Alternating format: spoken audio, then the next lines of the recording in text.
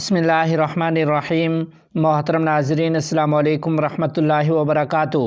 شیخ الاسلام حضرت مفتی محمد تقی عثمانی صاحب دامت برکاتہم العالیہ کی قطر آمد، حماس قیادت سے ملاقات۔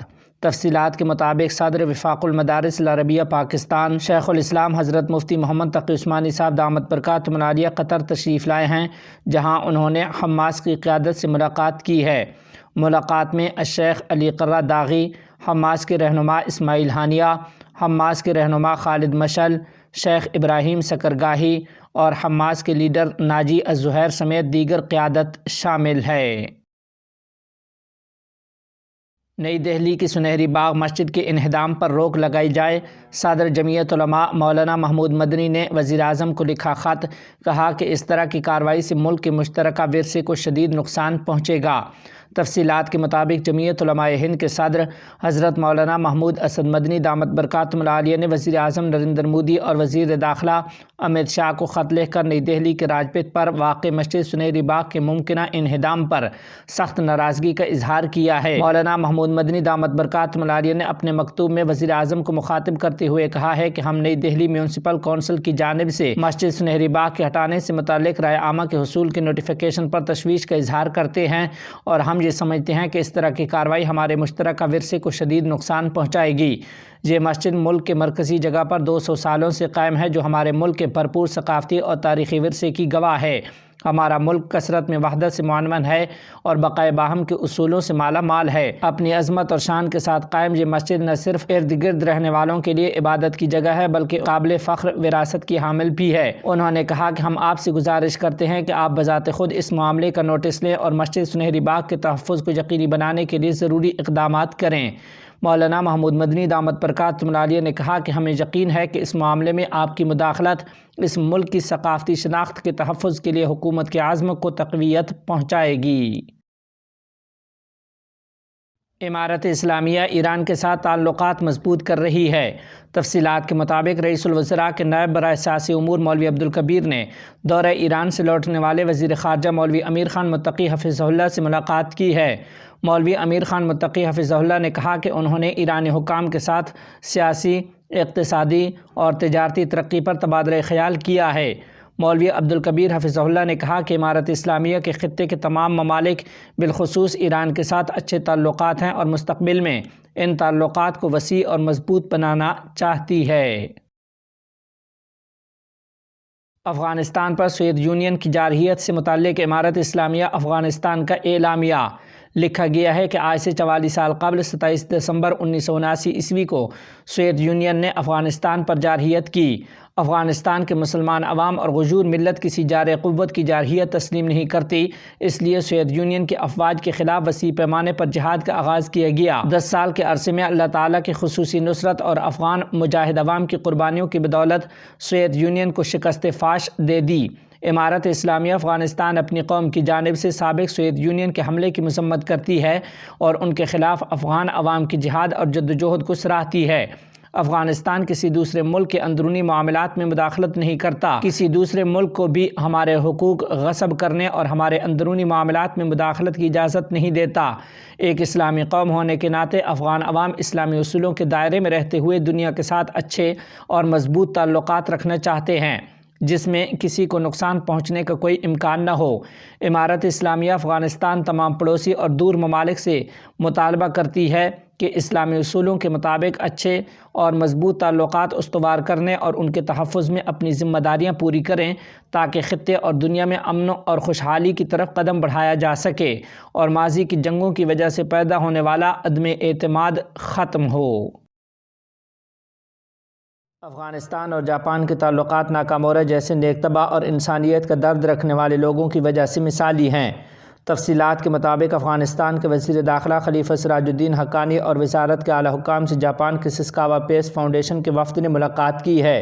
ملاقات میں مذکورہ وفد میں جاپان سسکاوا پیس فاؤنڈیشن کے سربراہ اتسوشی سونامی تنظیم کے رکن اور افغانستان کے لیے یوناما کے سابق سربراہ اور اس فاؤنڈیشن کے دیگر اراکین شامل تھے۔ اتسوشی سونامی نے عالمی امن و امان سمیت مختلف شعبوں میں امارت اسلامیہ کی کامیابیوں کو سراہتے ہوئے کہا کہ انہیں امید ہے کہ اقتصادی مسائل سمیت موجودہ بعض رکاوٹیں جلد دور ہو جائیں گی۔ اتسوشی سونامی کے مطابق افغانستان کے مسائل کے حل کے لیے حکومت اور اداروں کے درمیان تعلقات کی طرح غیر سرکاری تنظیموں اور افراد کے درمیان مختلف ملاقاتوں کا انعقاد ضروری ہے۔ انہوں نے مزید کہا کہ افغانستان کے مسائل مختلف طریقوں پر غور کر کے حل کیے جا سکتے ہیں۔ اس کے حل سے افغانستان اور دنیا کے درمیان موجود خلیج ختم ہو جائے گی۔ وفد نے یوناما کے ذریعے افغانوں کے لیے جاپان کی جانب سے مزید امداد دینے کی امید ظاہر کی ہے۔ اسی دوران خلیفہ سراج الدین حقانی نے ان کا خیر مقدم کرتے ہوئے کہا کہ جاپان نے مشکل حالات میں افغانوں کی مدد کی ہے، اور مزید کہا کہ ناکامورا جیسے نیک طبع اور انسانیت کا درد رکھنے والے لوگوں کے اقدامات سے دونوں ممالک کے تاریخی تعلقات پر مثبت اثر پڑتا ہے۔ خلیفہ سراج الدین حقانی نے مزید کہا کہ سسکاوا اور اس جیسے اداروں کے ماہرین کی افغانستان آمد مثبت تھی، اور اس امید کا اظہار کیا کہ یہ ادارے اچھے سیاسی فیصلے کرنے کے لیے ملکی صورتحال کی صحیح اور واضح تصویر دوسروں کے سامنے پیش کریں گے۔ انہوں نے مزید کہا کہ غیر ملکیوں کی طرف سے لگائی گئی پابندیاں انسانی ضروریات کی المیہ کا باعث بنتی ہیں، تاہم افغانوں کی بنیادی انسانی ضروریات کا سیاسی مسائل سے الگ کر کے جائزہ لینا چاہیے۔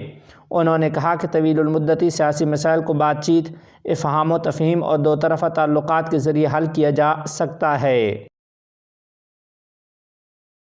امارت اسلامیہ افغانستان کی کابینہ سیشن کا 12واں اجلاس، مختلف موضوعات پر بحث اور فیصلے۔ تفصیلات کے مطابق امارت اسلامیہ افغانستان کی کابینہ سیشن کا 12واں اجلاس بروز پیر وزیر اعظم افغانستان ملا محمد حسن اخند کی سربراہی میں منعقد ہوا۔ اجلاس میں وزارت ہاؤسنگ و شہری ترقی کو ذمہ داری دی گئی کہ قندھار میں جامع مسجد عمر کے بقیہ کام شروع کرنے اور معاملات کو آگے بڑھائے۔ اس مقصد کے لیے ایک کمیٹی تشکیل دی گئی۔ کابینہ کے اجلاس میں وزیر ہاؤسنگ و شہری ترقی مولوی حمداللہ نعمانی کی سربراہی میں وزیر اطلاعات و ثقافت، زراعت، آبپاشی اور لائیو سٹاک، ماحولیاتی تحفظ، آبپاشی اور کابل میونسپلٹی کو ذمہ داری دی گئی کہ مکروریاں ہاؤسنگ ٹاؤن پروجیکٹ کے بقیہ کام دوبارہ شروع کرنے کے حوالے سے مقرر کردہ کمیٹی کی رپورٹ کا جائزہ لے کر جامع حل نکالا جائے۔ اجلاس میں ڈائریکٹوریٹ جنرل آف افیئرز کے زیر نگرانی قائم کردہ کمیٹی کی رائے کی توثیق کی گئی، جس نے وزارت مواصلات و ٹیکنالوجی کے ریئل ٹائم سسٹم کا دورہ کیا تھا۔ اس کے متعلق فیصلہ کیا گیا کہ ان کاموں کو جلد مکمل کیا جائے۔ وزیر صحت ڈاکٹر قلندر عباد نے ملیشیا کے سابق صدر مہاتیر محمد سے ملاقات کی ہے۔ تفصیلات کے مطابق امارت اسلامیہ افغانستان کے وزیر صحت ڈاکٹر قلندر عباد نے ملیشیا کے سابق وزیر اعظم مہاتیر محمد سے ملاقات کی۔ ملاقات میں دونوں ممالک کے درمیان صحت کے شعبے میں تجربات کے تبادلے، دونوں ممالک کے درمیان مشترکات اور دو طرفہ تعلقات کو وسعت دینے، تجارت کے فروغ اور افغانستان کے شہریوں کی سیاحت کے لیے ملیشیا آمد کے حوالے سے تبادلہ خیال کیا ہے۔ امارت اسلامیہ تمام افغان ماہرین اور مصنفین کی تجاویز و آراء کا خیر مقدم کرتی ہے۔ تفصیلات کے مطابق افغانستان کے نائب وزیر اعظم برائے سیاسی امور مولوی عبدالکبیر سے بیرون ملک مقیم افغان مصنف، صحافی اور سیاستدان زرغون شاہ شنواری نے ملاقات کی ہے۔ ملاقات میں زرغون شاہ شنواری نے اپنے دورہ افغانستان کے بارے میں معلومات فراہم کیں اور کہا کہ امارت اسلامیہ کا حکومت میں آنے سے ملک میں امن قائم ہو گیا ہے، جارحیت، کرپشن، ظلم اور ناانصافی کا خاتمہ ہوا ہے۔ انہوں نے کہا کہ وہ بیرون ملک مقیم افغان ماہرین، مصنفین اور سکالرز کی مدد سے امارت اسلامیہ افغانستان اور دیگر ممالک کے درمیان بات چیت، تعلقات اور تعاون کی راہ ہموار کرنے کی کوشش کر رہے ہیں۔ انہوں نے مزید کہا کہ افغانستان کے اصل حالات اور حقائق اس سے بہت مختلف ہیں جو بیرون ملک مقیم لوگ سوشل اور دیگر میڈیا ذرائع سے سنتے چلے آ رہے ہیں۔ دریں اثنا نائب وزیر اعظم مولوی عبدالکبیر نے زرغون شاہ شنواری اور ان کے ساتھیوں سے کہا کہ امارت اسلامیہ تمام افغانوں، بالخصوص علماء، مصنفین اور ماہرین کی آراء اور تجاویز کا خیر مقدم کرتی ہے۔ انہوں نے کہا کہ افغانستان میں گزشتہ 2 سالوں میں اہم بنیادی ترقیاتی منصوبوں پر کام ہوا ہے اور اقتصادی استحکام اور ترقی کا یہ سفر اب بھی جاری ہے۔ مولوی عبدالکبیر نے یہ بھی کہا کہ ہم دنیا کے ساتھ مثبت تعامل کی بنیاد پر اچھے تعلقات رکھنا چاہتے ہیں، اور پچھلے 2 سالوں میں ہم نے یہ ثابت کر کے بھی دکھایا ہے۔ افغانستان اور دنیا کے درمیان تعلقات کو معمول پر لانا سب کے مفاد میں ہے۔ جاپان اس سلسلے میں تعاون کے لیے تیار ہے۔ تفصیلات کے مطابق افغانستان کے نائب وزیر اعظم برائے انتظامی امور مولوی عبدالسلام حنفی سے کابل میں جاپانی سفیر اور جاپان کے سسکاوا پیس فاؤنڈیشن کے وفد اور اقوام متحدہ کے سابق نمائندہ برائے افغانستان نے ملاقات کی ہے۔ ملاقات میں مولوی عبدالسلام حنفی نے افغانستان کے ساتھ مختلف شعبوں میں جاپان کی مدد اور تعاون اور خاص طور پر ڈاکٹر تیسو ناکامورا کی خدمات کو سراہا۔ افغانستان کے لیے اقوام متحدہ کے سابق نمائندے نے اپنی گفتگو میں کہا کہ امارت اسلامیہ اور دنیا کے درمیان تعلقات کو معمول پر لانا افغانستان اور دنیا کے مفاد میں ہے اور جاپان اس سلسلے میں تعاون کرنے کے لیے تیار ہے۔ اس کے بعد جاپان کی ساساکاوا پیس فاؤنڈیشن کے سربراہ نے ملاقات میں کہا کہ افغانستان میں مجموعی طور پر امن و امان کی بحالی کے باعث ہماری فاؤنڈیشن نے افغانستان میں صحت، تعلیم، زراعت اور آبپاشی اور دیگر شعبوں میں اپنی سرگرمیاں شروع کی ہیں۔ افغانستان تعینات جاپانی سفیر نے کہا کہ جاپان نے افغانستان کو $58 ملین سے زائد کی انسانی امداد دی ہے اور اب بھی مہاجرین کے مختلف شعبوں میں مدد کرنے کے لیے تیار ہے۔ مولوی عبدالسلام حنفی نے ملاقات میں کہا کہ امارت اسلامیہ افغانستان کے عام معافی کی وجہ سے مجاہدین کے خلاف جنگ میں حصہ لینے والوں کو معاف کر دیا گیا ہے اور وہ ملک میں آزادانہ طور پر زندگی گزار رہے ہیں۔ مولوی عبدالسلام حنفی نے امارت اسلامیہ کے اقدامات اور سرگرمیوں کا تذکرہ کرتے ہوئے کہا کہ نشے کے عادی افراد کا علاج، انتظامی بدعنوانی خاتمہ اور ملکی آمدنی سے بجٹ بنانا ہماری حکومت کی بہترین کارکردگی کی عکاس ہیں، اور کہا کہ ہم افغانستان کی تعمیر و ترقی کے لیے جدوجہد کر رہے ہیں۔ مولوی عبدالسلام حنفی نے ایک بار پھر اس بات کی یاد دہانی کرائی کہ امارت اسلامیہ افغانستان کی سرزمین کسی اور کے خلاف استعمال کرنے کی اجازت نہیں دے گی۔ ہم افغانستان کی سرزمین سے کسی بھی ملک کے خلاف سرگرمیوں کی اجازت نہیں دیں گے۔ امارت اسلامیہ تمام ممالک کے ساتھ باہمی احترام اور مثبت تعامل کی بنیاد پر اچھے تعلقات رکھنا چاہتی ہے۔ غزہ میں جنگ تیز، میجر سمیت 10 اسرائیلی ہلاک، درجنوں فوجی گاڑیاں تباہ۔ تفصیلات کے مطابق غزہ میں صہیونی فوج اور فلسطینی مجاہدین کے درمیان زمینی لڑائی میں شدت آ گئی ہے۔ مجاہدین نے تازہ کارروائیوں کے دوران میجر سمیت 10 اسرائیلی فوجیوں کو ہلاک اور متعدد کو زخمی کر دیا ہے۔ حملوں میں درجنوں فوجی گاڑیاں بھی تباہ کر دی گئیں۔ غزہ میں صہیونی بمباری سے مزید 241 فلسطینی شہری شہید اور درجنوں زخمی ہو گئے۔ فلسطین، یمن اور لبنان سے اسرائیل پر راکٹوں کی بارش، یہودیوں کی دوڑیں لگ گئیں، متعدد ہلاکتوں کی اطلاع ہے۔ میڈیا رپورٹس کے مطابق غزہ میں جاری جنگ کے دوران مجاہدین نے سرنگ میں گھسنے والے 8 یہودی فوجیوں کو دھماکے سے اڑا دیا۔ مجاہدین نے مخیم البریج کے علاقے میں ایک یہودی فوجی گاڑی کو میزائلوں سے جلا دیا۔ گاڑی میں سوار تمام یہودی فوجی ہلاک اور زخمی ہو گئے۔ سرایا القدس مجاہدین نے جبالیہ میں اسرائیلی فوج کے 5 فوجی گاڑیوں کو یاسین 105 اور دوسرے میزائلوں سے تباہ کر دیا ہے۔ اسرائیلی فوج نے آج مزید 2 یہودی فوجیوں کی ہلاکتوں کی تصدیق کر دی۔ 4 یہودی فوجی شدید زخمی ہو گئے۔ اب تک غزہ کی زمینی جنگ میں 175 یہودی فوجی ہلاک اور 850 سے زائد زخمی ہو چکے ہیں۔ یہ اسرائیل کا سرکاری اعترافی بیان ہے، اصل تعداد اس سے کئی گنا زیادہ ہے۔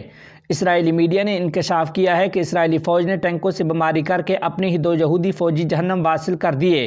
غزہ کی ایک عمارت پر ٹینکوں سے گولے برسائے گئے۔ بعد میں پتہ چلا کہ اس عمارت میں اسرائیلی فوجی پناہ لیے ہوئے ہیں، جن میں سے کچھ شدید زخمی ہوئے اور 2 ہلاک ہو گئے۔ غزہ میں سرایا القدس نے حی الشیخ رضوان کے علاقے میں 2 یہودی فوجی گاڑیوں کو RPG میزائلوں سے تباہ کر دیا۔ غزہ میدان جنگ میں مجاہدین کے ہاتھوں زخمی ہونے والے یہودی فوجیوں کو ہیلی کاپٹروں سے اسرائیلی ہسپتالوں میں منتقل کیا جا رہا ہے۔ قدرت کا انتقام، اسرائیل فوج کو وبائی بیماری نے جکڑ لیا۔ تفصیلات کے مطابق اسرائیلی فوج کو غزہ میں خطرناک وائرس لگ گیا ہے۔ ہزاروں اسرائیلی یہودی فوجی وائرس کا شکار ہو کر ہسپتالوں میں داخل ہو گئے۔ ایک یہودی فوجی اس وائرس سے ہلاک ہو گیا ہے۔ یروشلم پوسٹ کی رپورٹ نے یہودی فوج میں خوف و ہراس پھیلا دیا ہے۔ اسرائیلی میڈیا نے اعتراف کیا ہے کہ غزہ کے محاذ پہ فوجیوں میں بیماریوں کا پھیلاؤ بڑھ گیا ہے۔ ہر روز وبائی امراض اور پھپھوندی کی شکایات آ رہی ہیں۔ ایک زخمی فوجی اس وائرس سے مردار بھی ہو چکا ہے۔ اس وائرس نے شکست خوردہ یہودی فوجیوں کو میدان جنگ سے بھاگنے پر مجبور کر دیا۔ الجزیرہ نے بتایا ہے کہ طوفان الاقصی کو 80 دن گزرنے کے بعد تل ابیب حکام اس نتیجے پر پہنچے ہیں کہ حالات اس قدر پیچیدہ ہو گئے ہیں جس کا جنگ کے آغاز میں صہیونی حکام نے سوچا بھی نہ تھا۔